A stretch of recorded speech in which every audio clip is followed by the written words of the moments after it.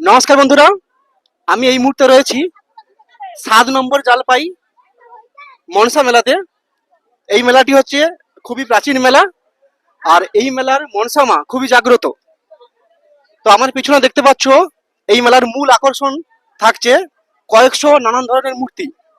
এই মূর্তিগুলো স্থানীয় এবং দূর দূরান্ত থেকে বিভিন্ন ভক্তরা মায়ের কাছে মানত করে সফল হওয়ার ফলে এইগুলো মায়ের কাছে উৎসর্গ করেছেন।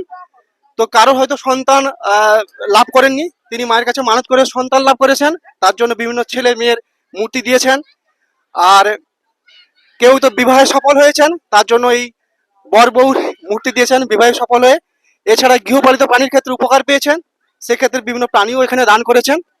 তো আজকে থেকে এই মেলা শুরু, আগামী 10 দিন ধরে এই মেলা চলবে। আগামী 13ই এপ্রিল পর্যন্ত এই মেলা থাকছে। তো সবার আমন্ত্রণ থাকলো। টাটা।